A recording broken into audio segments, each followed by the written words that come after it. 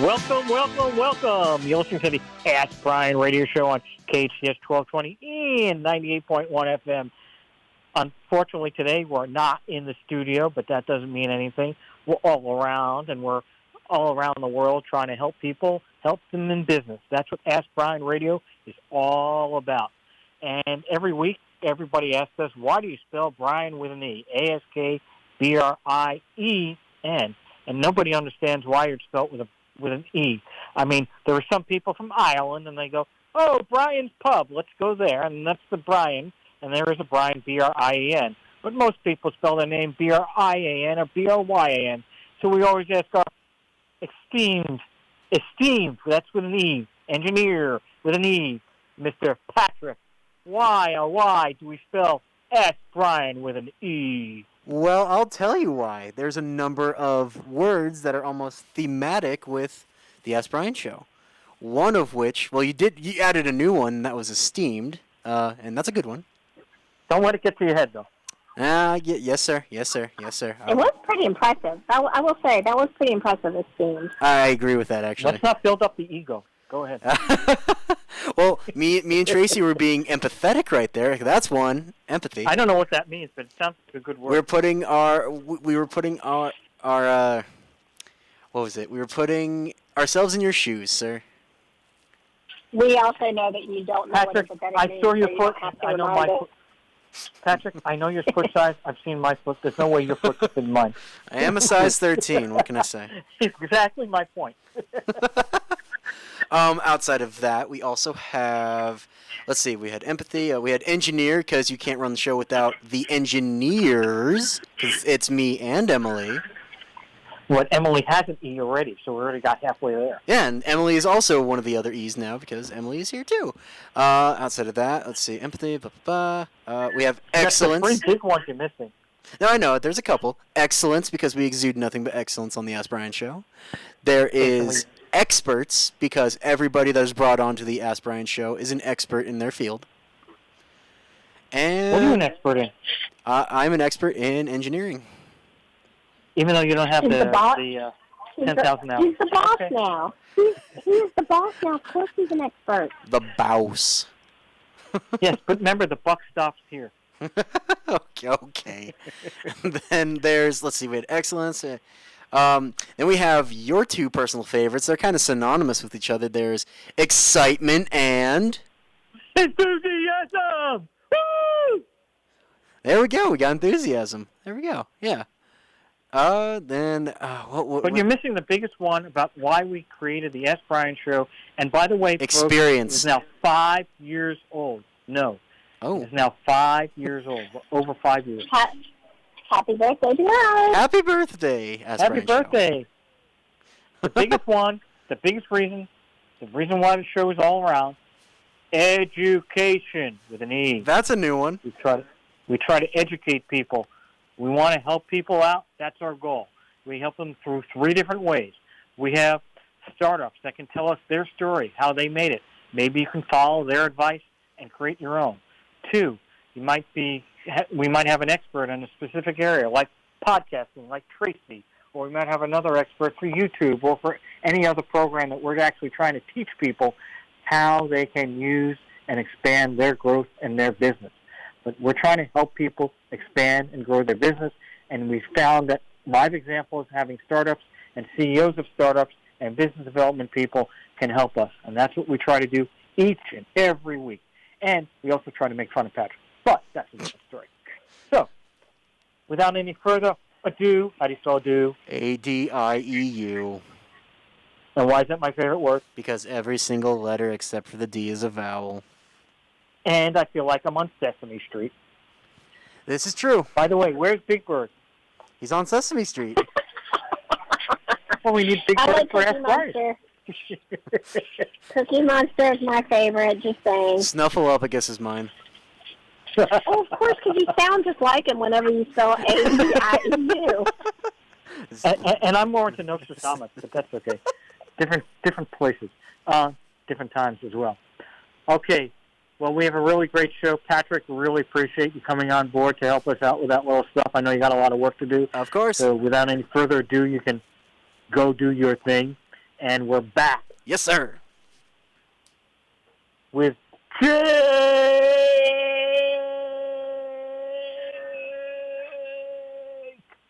Jake, you there?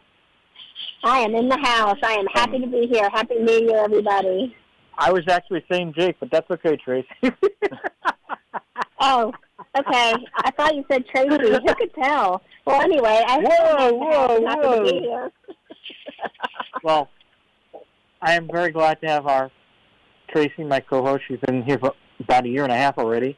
Time really flies. But we do have a guest, Jake. And, Jake, we have a couple questions for you. The first question we have is, what is the name of your company?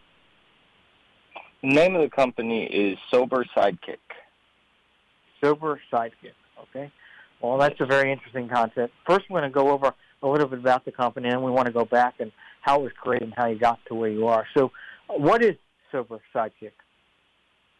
Well, Sober Sidekick is a platform where people struggling with substance abuse and alcohol issues can interact with each other. So it's a platform that is, we call it our give to receive algorithm, that is kind of the secret sauce of everything that we do, where it promotes user-to-user connections, right? Because the one thing that we know about substance abuse and alcoholism is that it thrives in isolation. So the best way to counteract that is to promote connection between people.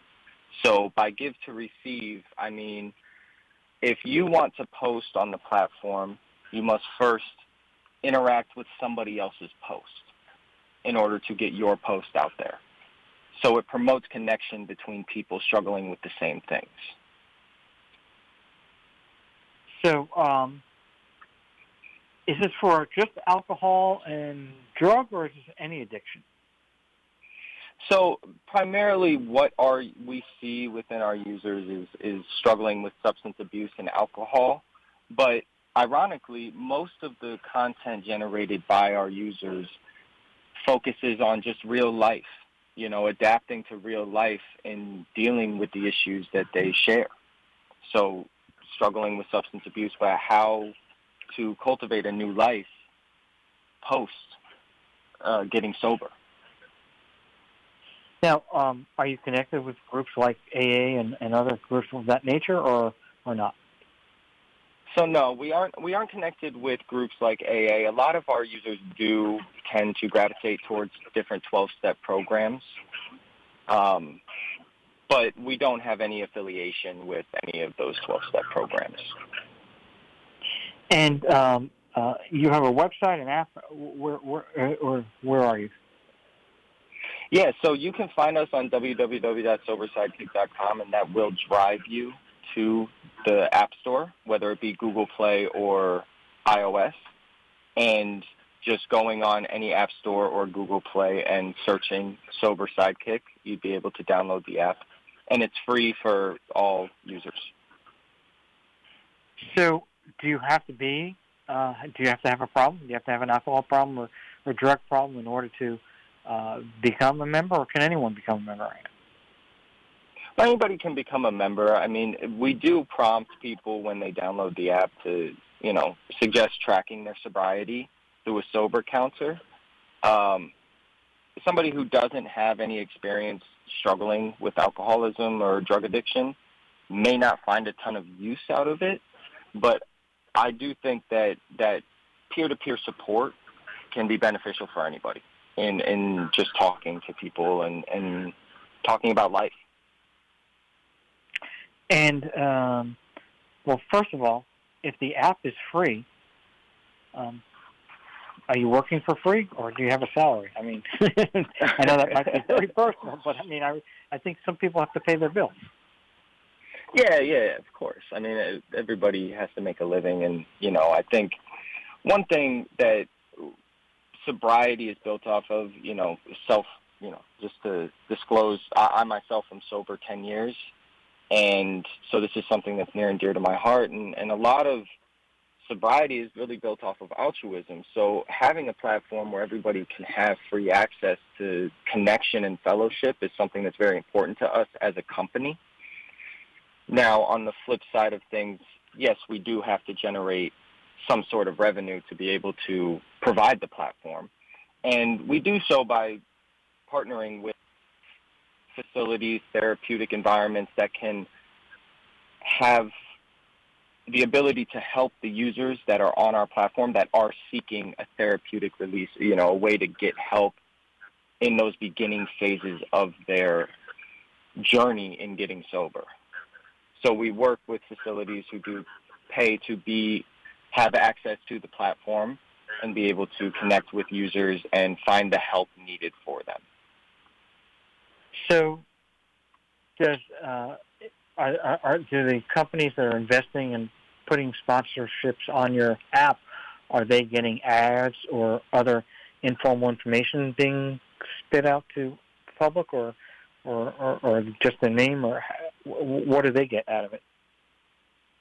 So what the treatment centers will do and the facilities that provide this therapy, they work with clients, whether it be through Sober Sidekick or any other type of various marketing avenues that they attain clients from, whether it be just calling in from Google or anything like that.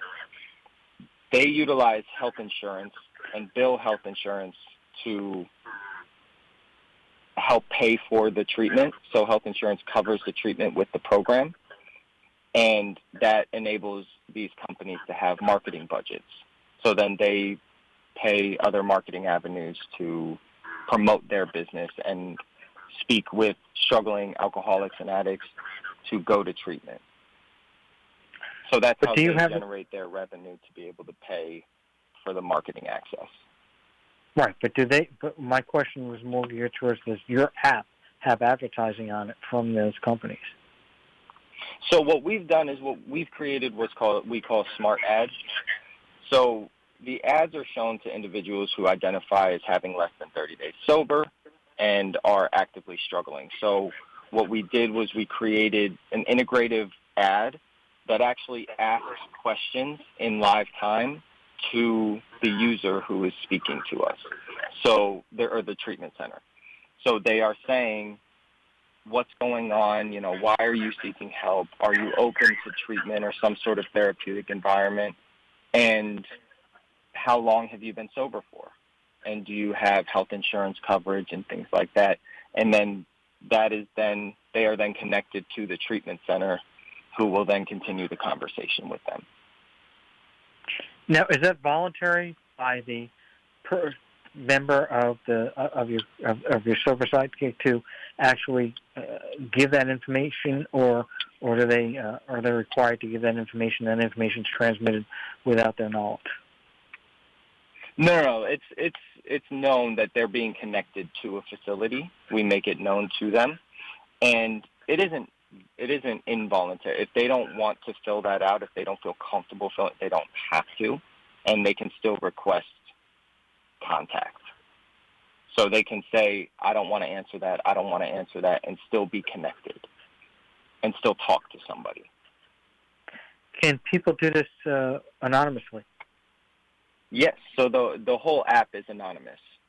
So if my name is Jake and I want to put @Jake as my username, I can. But if I want to put football fan 123, I can do that, and that's how I identify on the app. And nobody ever has to know my name. And when you're communicating, when people are communicating with each other,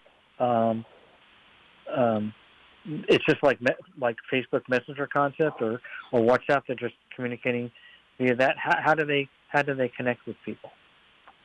So the layout will look similar to a Facebook or Instagram feed, where they can post pictures and post statuses and just communicate there. And then the interaction primarily happens in comments or personal messages, where they'll connect with people and talk about sobriety.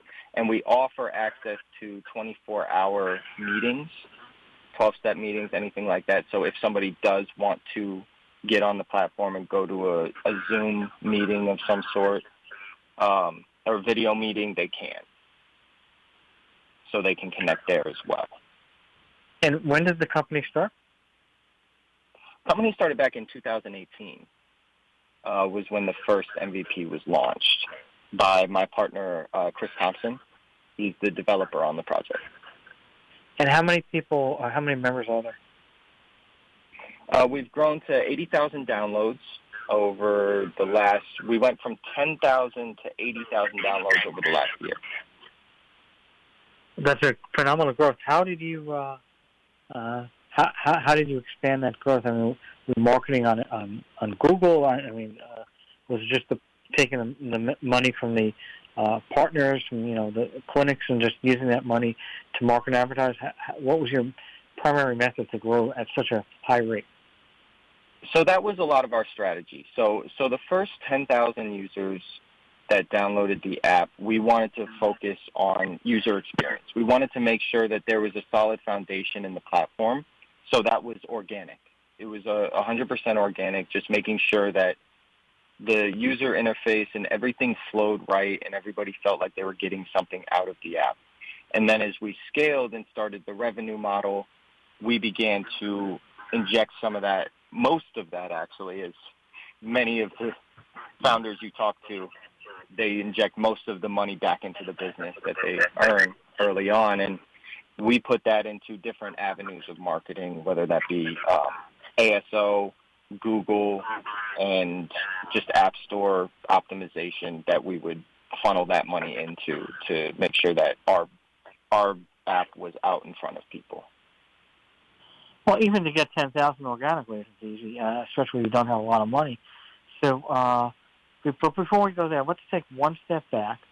So okay. Before the company started, and I want to know give a little background about yourself. So before 2018, were you involved in any other businesses? Yeah, so I have personally, from the age of 19, so that's when I got sober at the age of 19, and I have only worked in the substance abuse field. It's the only profession I've ever had.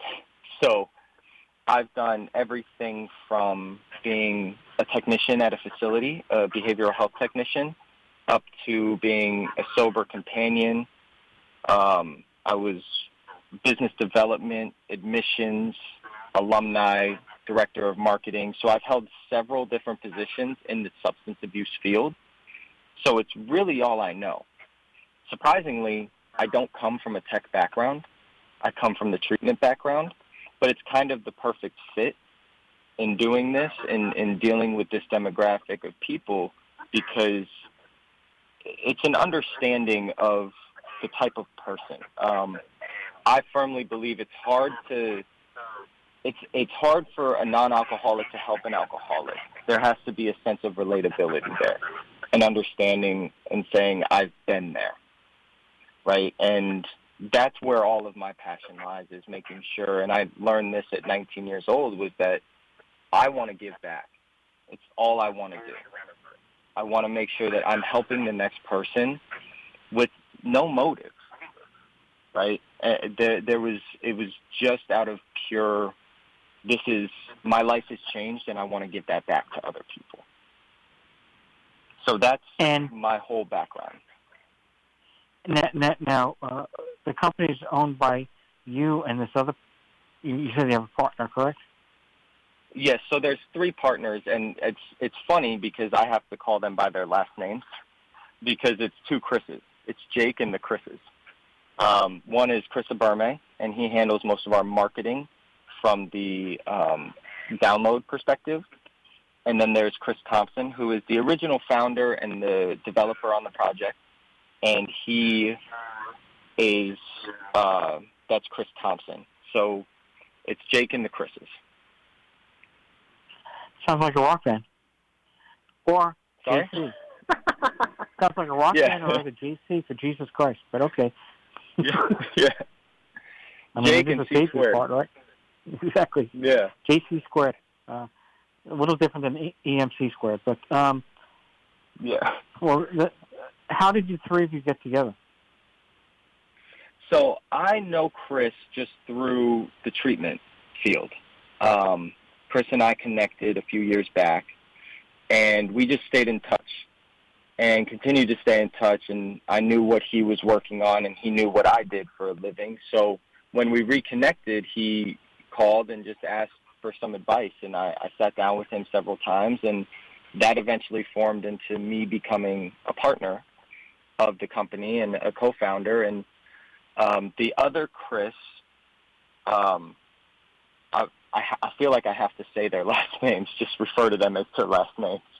But the other Chris met Chris Thompson at a Forbes 30 Under 30 conference, and they connected, and it was similar to the way I came on board. They just continued to talk and just talk shop and figure out what are the best ways to go about this and help people, and that eventually formed into a partnership there as well. And then we all connected and have been full steam ahead ever since. All right, we got to take a break. We'll be right back. KHTS 1220, 98.1 FM.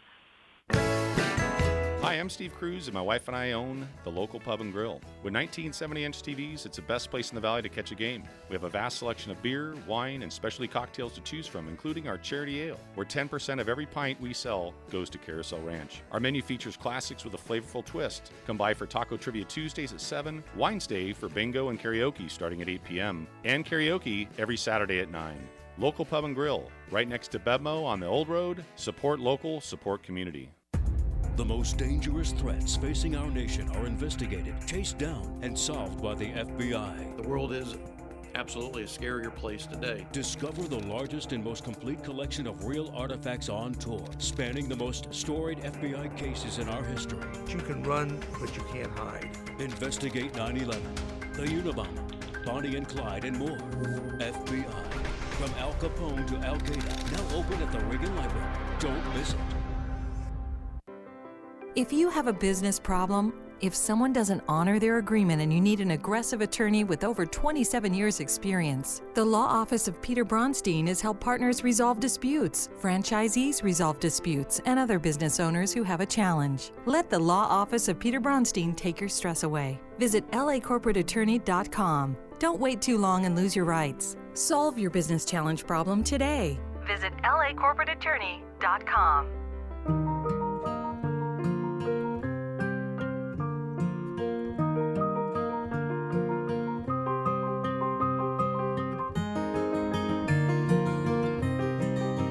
With locations throughout the valley, Providence offers the most advanced technology and therapies for treating cancer in Southern California. Call 1-888-HEALING for your annual checkup or second opinion. The road to healing leads to Providence. Hometown, your hometown station.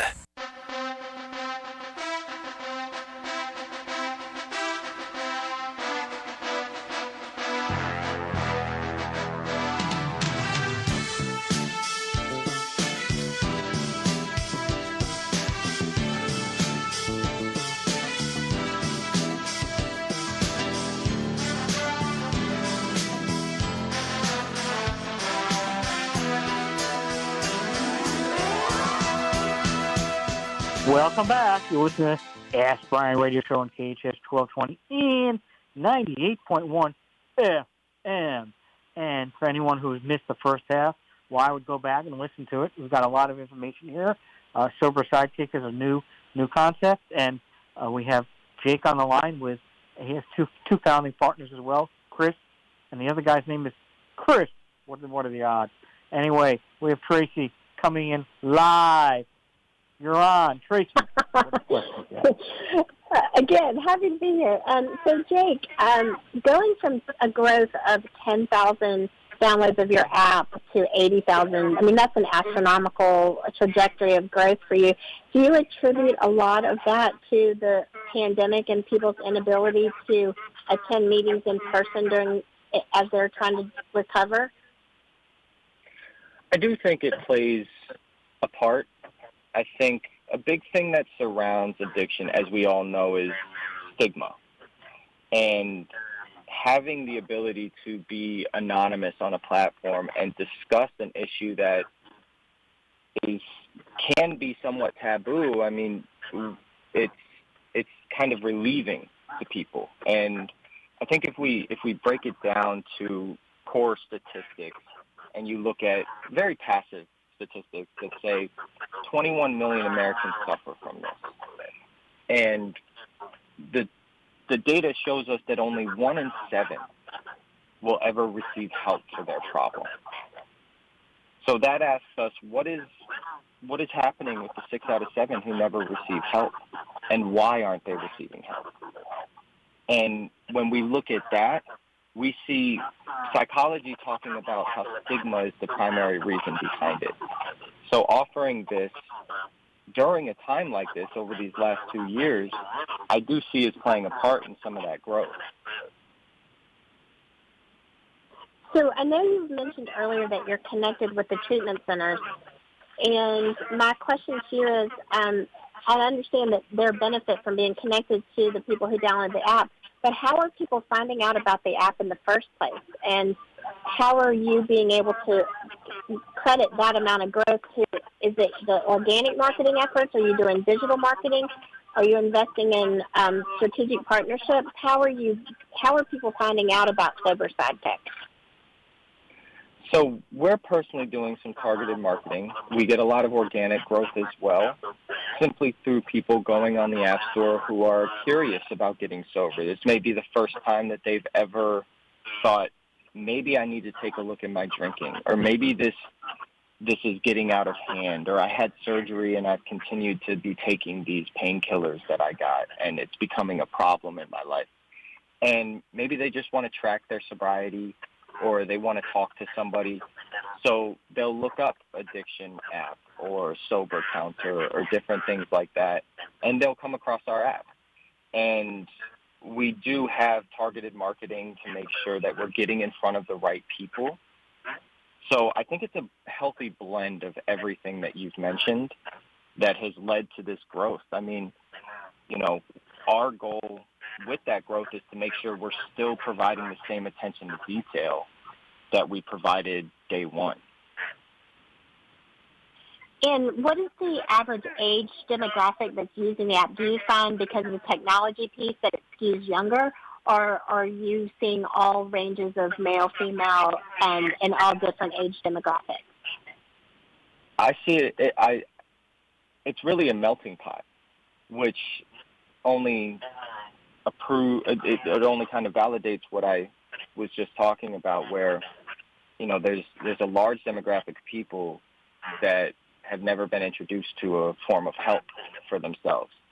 So this curious demographic of people seems to just be downloading the app, and it's really a melting pot. I mean, I can't put my thumb on any specific key demographic that's downloading it. It's really a mix of everybody, which we love, because then you get different backgrounds communicating with each other and educating each other on different aspects of life. And were you, when people, because they remain anonymous on the app itself, but when people sign up for the app, are they providing you this kind of qualitative data about themselves? We don't ask gender, we don't ask age, but we do see certain things about it, simply because we do like to promote that anonymous feature, where you don't have to identify as who you are. So we don't ask a ton of questions when people are downloading the app, because we want them to get in and start interacting and start helping each other and supporting each other. And so is your only monetization stream right now the connection between you and the treatment centers or clinicians and recovery centers? And if so, what are the areas where you think you might be able to expand revenue streams? So currently, yes, that's the only revenue stream. We are looking at several others.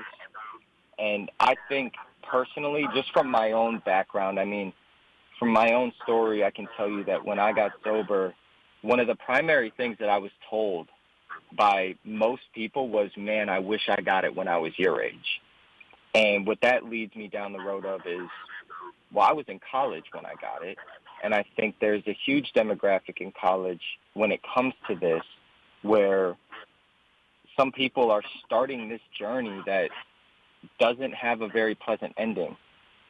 And if we can start communicating with college students and start talking and being on college campuses, I think there's a huge opportunity to, one, destigmatize, and two, provide some real help on those campuses and offer peer-to-peer support there. Well, you bring up a good point, because I understand that one of the most important things about recovery is other people being able to relate to other addicts and alcoholic success stories. And there's part of the 12-step program where they actually have, in essence, meetings where speakers share their stories of what it was like and what it's like now, and and what happened. Do you have a format through your app that people can actually share their stories outside of just a conversational exchange? So those are certain things in the works for us right now, where we're working on different features that can enable that, where there can be groups that are put together and different opportunities for people to share their stories on the app. Do you have plans, like, for example, to expand past the people that are struggling with the addictions one-on-one, maybe to replicate like an Al-Anon model where friends and relatives and people who are impacted by the addict behaviors and patterns have maybe an app that could help them as well? Oh, absolutely. With what we've been able to prove out through what we're doing, we see dozens of verticals that we could expand into that directly pertain to this. So from the Al-Anon piece, I know that personally, without the support of my family through my process, thank God they found Al-Anon, because if that would really, the support of the family is such a good foundation to build a life of sobriety off of.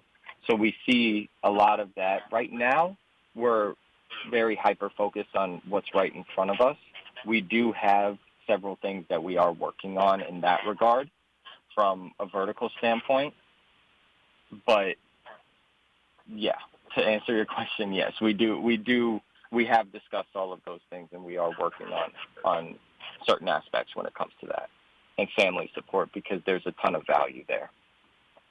And one of the things that has really, as a result of the pandemic, that has really come much more into focus by people working more remotely, so therefore more isolation, or even the whole concept around the whole great resignation of people quitting their jobs because of workplace environments and things like that. So I'm curious if one of those verticals that you're looking to expand in, is that going to have an opportunity for HR resources and people that are in charge of employee, sustainability and things like that? Are you going to have an opportunity to expand to work within the workforce culture? Yeah, we've actually spoken to a few employee assistance programs about just that. And the thing about it is that there's a lot of people, because in my time doing admissions in treatment programs, I did find that a lot of people didn't understand that there was a lot of resources available to them to be able to take work off and go get help for themselves. There are certain things that employees aren't educated on that they do have through their EAPs and their unions and different things. So we do want to expand into that area, and we have had some meetings about that in helping the workforce, because it does get toxic. It can get very toxic. It can get toxic in the treatment environment. I've seen it. So we do want to be able to provide space for that. And do you see that as basically creating a whole separate app, or would you do that in terms of like having integrations between HR resources and conversations with the people on the app? I'm just curious how you think you could expand not only just the workforce, but you're also talking about expanding into family resources and things like that. Is that going to be like separate technology? I think it would begin with integrations into the app, because if there's one thing that I do know about sobriety and getting sober, is a lot of it is about fellowship. And maybe you don't want to talk to your coworker in sales about getting sober. and you'd rather talk to somebody in a different state that has a similar job to you. And so I think that having integrations into the platform as it stands would be more beneficial early on as we understand more what these demographics are going to call for. One thing we've done this whole time is let the users on the platform determine what we do next. So watching what the data is telling us and then making our next move from there, which is what led to the partnerships with treatment programs, where we saw that a large number of our users that were downloading the app needed help, needed therapeutic help, needed residential treatment, needed some sort of therapy to help with their problem because they were so early on. So I think it would begin with those integrations and expand from there. Is there a way for you, based on your user experience, is there a way for you to track people who come onto the app and maybe stay sober for a certain period of time and then relapse? And then my purpose of the question is to really say, like, if you were able to have some sort of success story rate and percentage rate, I know that's one of the biggest challenges with recovery and anonymity, is it's really hard to get data on people who relapse and who don't stay sober, or who stay sober and relapse and then come back. So is that something that you're able to predict behaviors or able to provide success stories around? Yeah, so that's a great question because it is so important. Having run alumni programs in the past, that's something that's important to me and our company, and we have a user resource center that does engage with the users that do go to seek help to try to make sure, one, are you engaging in the program, following up with them, making sure that, hey, is everything okay? Do you enjoy the program? If not, like, we're here to help you however possible. And are you staying sober? How is life after going through a program, or how is life after starting therapy? So we are beginning to track that. It's still early on to where we don't have enough yet, I think. We're getting there. We're getting closer and closer every day to where we can have some more substantial outcomes data. But as of now, we're continuing that contact with the users who do engage. And are you able to connect people from an accountability perspective, like when they, in the terms of recovery programs where they use a sponsor versus a sponsee and have someone who has a lot more tenure in sobriety, like you were sharing, you had 10 years of sobriety. Do you have a program, I mean, is within this accountability partnership, sponsor-sponsee, is that something that your app offers to help people as well? So there have been instances where people have found a sponsor on our app and worked with that sponsor outside of the app, but that's not currently something that we have integrated into the app where there is sponsorship within the app quite yet. Those are those features that I was talking about that we are developing right now, but they are not currently existing in the app as we speak. In kind of stepping back for a moment in terms of one of the things that we always like to ask is what has been some of your biggest learning curves as an entrepreneur? You shared with us that your primary background is the recovery field, so you're obviously an expert in the recovery business. But what has been some of your biggest learning curves as far as participating in this startup and helping grow this organization? Technology. That has been the steepest learning curve for me. I know that my partner, Chris, has given me books to read. I've downloaded courses on Udemy. I have tried to accelerate my learning when it comes to technology as much as possible. From an entrepreneurial standpoint, I think the biggest thing I've learned is patience. It's learning when the time to press the gas pedal is correct. Because I think when you believe in what you do, like we do, and you feel that you have something good in front of you, you want to press the gas pedal to the floor every day. And while us as individuals are pressing our own personal gas pedal to the floor every day as entrepreneurs, sometimes it's not best to do that with the business and understand that there's a patience that's involved in it. And that's been a steep learning curve because me, I'm ADD. I am, I want to go 100 miles per hour 100% of the time. So me reeling that back and saying, okay, let's be patient about this has been a significant learning curve for me.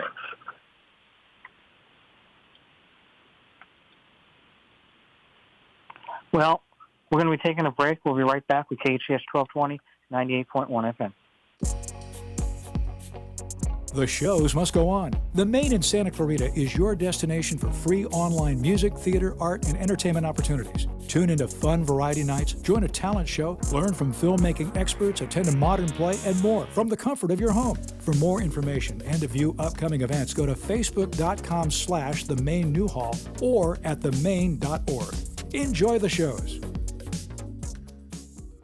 This is Bradley from Santa Clarita Grocery, the all-volunteer grocery program serving children, families, and individuals experiencing food insecurities. Since January 2020, Santa Clarita Grocery has distributed 83 tons of fresh groceries to 4,465 families in the SCV. Santa Clarita Grocery is a drive-up, drive-through service with physical distancing in place to continue serving our community. If you are in need or looking for a charity to do the most good for our community, please consider partnering with us by donating to Santa Clarita Grocery, one of the most efficient charities in the Santa Clarita Valley. A full 99 cents out of every dollar goes directly back to the community. Santa Clarita Grocery operates on a 1% overhead and is sustained through private donations. Santa Clarita Grocery is at 21176 Center Point Parkway in the Oasis Furniture parking lot. Please visit our website, santaclaritagrocery.org, or our Facebook at Santa Clarita Grocery to make a difference in our awesome town community. 661-425-7575. Be our guest and experience the difference.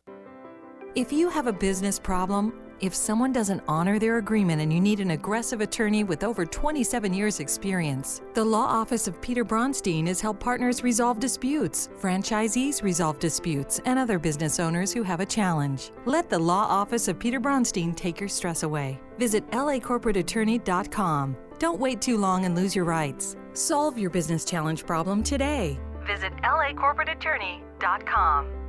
College of the Canyons wants you to get ready, reset, and go when it comes to your future. Get ready by choosing from a large list of convenient, affordable spring classes. Hit reset by pursuing a degree, certificate, or skills class for that career you've always wanted. Then go to canyons.edu/schedule and sign up for classes today. Get ready, reset, and go at College of the Canyons. That's canyons.edu/schedule.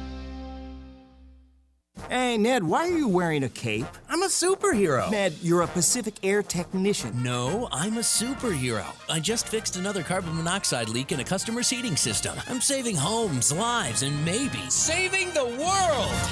Get in the truck, Ned. Have you been experiencing flu symptoms even after your flu shot? A furnace leaking carbon monoxide can cause the same symptoms. That's where we can help. When you call Pacific Air this month and order our WOW heating tune-up and safety check for just $77, we'll give your heating system a 20-point tune-up and do a complete safety check to test for any carbon monoxide leaks. It's our goal to keep your family safe and warm this season. Our service is so super, we think you'll say, wow! On time, great care. When you want the best, call Pacific Air. No surprises, just exceptional service because nobody cares like Pacific Air. Get your WOW heating tune-up today at pacair.com. It's like no other station I've ever listened to. It's great. Your hometown station.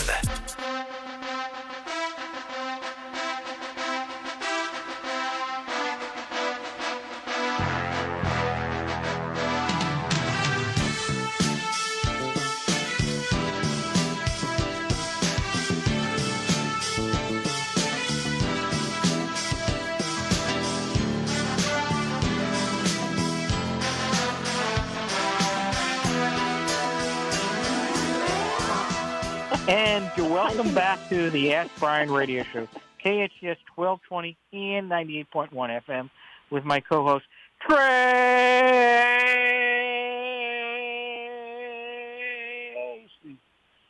Tracy. And our... Yes. Yeah, we haven't done one of those since the beginning of the show. And we have a great guest today, Jake. So, Jake, some people have said, all right, I don't have an iPhone, I don't have an Android, Yes, I'm in that 1% category of the world.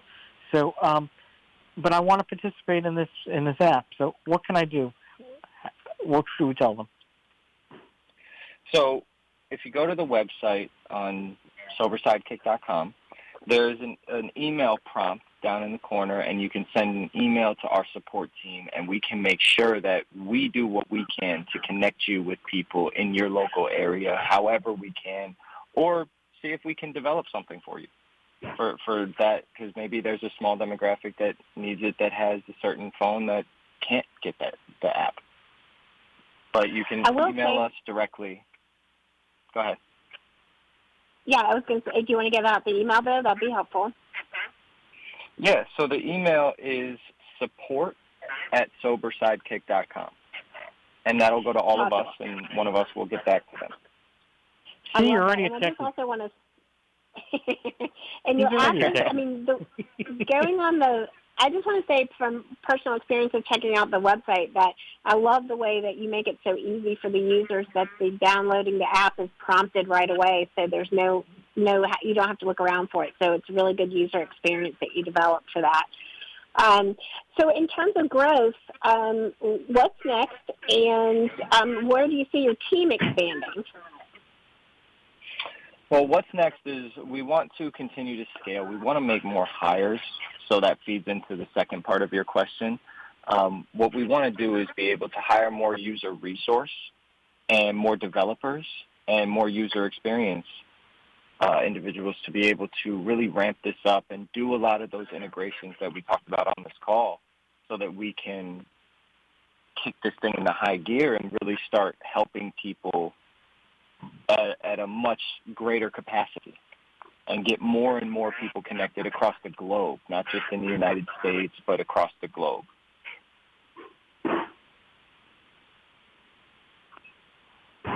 Trace? And I'm sorry. I thought you had a question. And what is the best way for people to find you if they want to get in touch with you? So I'm on LinkedIn. Just type in Jake Foerster. That's F as in Frank, O-E-R, S as in Sam, T-E-R. And you can also email me at jake@sobersidekick.com. And that would probably be the best way to connect with me, is through my email. And other than growing this, by getting the numbers up, what other expansion plans do you have? So yes, you say you want to go global. Yes, you probably have to go into other foreign languages. But are you going to limit yourself, you think, to just these two, alcoholism and drug use, or are you going to go into other areas? What's your thought then? Well, what we see from a cellular level is just what I talked about earlier, where if there's 21 million Americans that are suffering and only 1 in 7 are ever getting access to some sort of support or help, that's a large demographic. That equates to about 18 million people that don't have access to help. So we see a large opportunity there to capture a demographic that needs it. And so that's our primary focus. I think moving forward, as Traci mentioned, we do see a major opportunity in getting support systems set up for families, as well as integrating into colleges and introducing a younger demographic into getting the support that they need at a younger age, and almost gamifying sobriety, making sobriety more fun, taking away this taboo nature that exists within it, and educating from a more active and fun standpoint. Do you have anything focused on group ages? Like, for instance, I mean, teenagers are the first group that starts drinking, may start drug use. I'm not saying first group to start, but they're the younger age. Is there a way that you can go maybe through educational programs, through schools, whatever? Because I think if you stop it at an earlier age, you're more likely to stop it later on. Oh, 100%. And you get people talking about it at a younger age. So that's what contributes to truly destigmatizing is making people aware at a younger age and making it less taboo. So I see a lot of benefit with that. We are generally a 18 and above people, adults normally download our app. I think that we would like to grow that direction because being sober as long as I have been, I've talked to a lot of people who started drinking at the age of 12. So I think that there's a major opportunity in speaking to the younger, younger than college generation. Sorry to do that. We have to wrap it up. Thank you very much for a great guest. KHTS 1220, 98.1 FM. Thank you very much. Thank you, Jake. Thank you, Tracy.